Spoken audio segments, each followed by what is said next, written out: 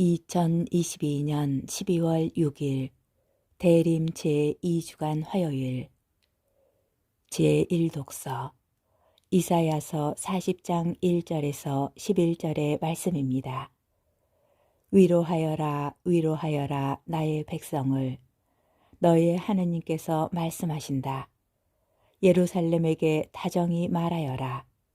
이제 복역 기간이 끝나고 죄값이 치러졌으며 자기의 모든 죄악에 대하여 주님 손에서 갑절의 벌을 받았다고 외쳐라. 한 소리가 외친다. 너희는 광야에 주님의 길을 닦아라. 우리 하느님을 위하여 사막에 길을 곧게 내어라. 골짜기는 모두 메워지고 산과 언덕은 모두 낮아져라. 거친 곳은 평지가 되고 험한 곳은 평야가 되어라. 이에 주님의 영광이 드러나리니 모든 사람이 다 함께 그것을 보리라. 주님께서 친히 이렇게 말씀하셨다. 한 소리가 말한다. 외쳐라. 무엇을 외쳐야 합니까? 하고 내가 물었다. 모든 인간은 풀이요 그 영화는 들의 꽃과 같다. 주님의 입김이 그 위로 불어오면 풀은 마르고 꽃은 시든다. 진정 이 백성은 풀에 지나지 않는다. 풀은 마르고 꽃은 시들지만 우리 하느님의 말씀은 영원히 서 있으리라. 기쁜 소식을 전하는 시온아, 높은 산으로 올라가라. 기쁜 소식을 전하는 예루살렘아, 너의 목소리를 한껏 높여라. 두려워 말고 소리를 높여라. 유다의 성읍들에게 너의 하느님께서 여기에 계시다 하고 말하여라. 보라, 주 하느님께서 권능을 떨치며 오신다. 당신의 팔로 왕권을 행사하신다. 보라, 그분의 상급이 그분과 함께 오고 그분의 보상이 그분 앞에 서서 온다. 그분께서는 목자처럼 당신의 가축들을 먹이시고 새끼 양들을 팔로 모아 품에 안으시며 젖먹이는 어미 양들을 조심스럽게 이끄신다. 주님의 말씀입니다. 복음, 마테오 복음 18장 12절에서 14절의 말씀입니다.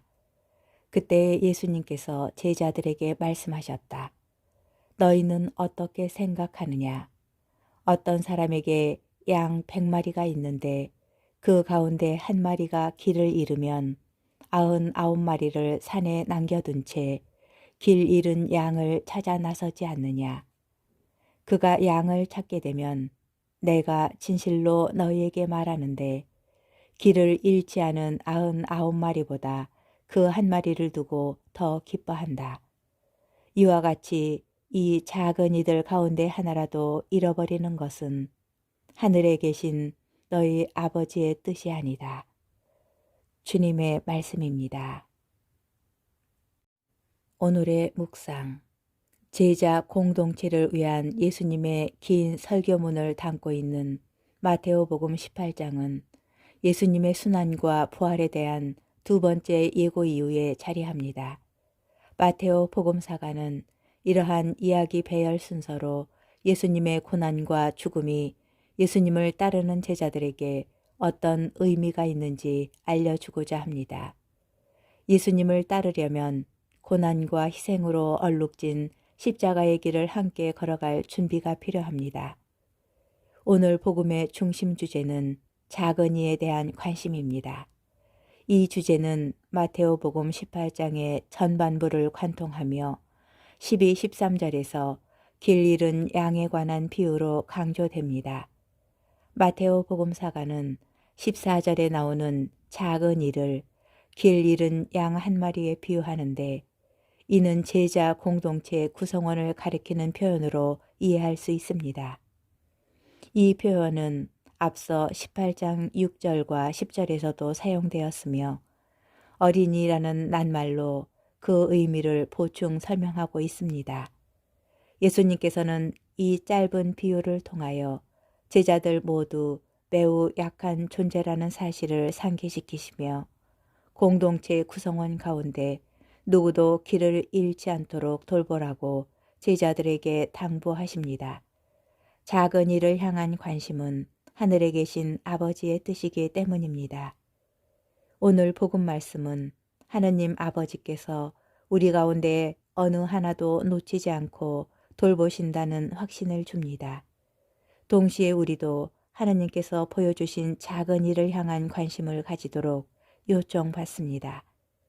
예수님께서는 하느님 아버지의 뜻을 우리에게 전하고 계십니다.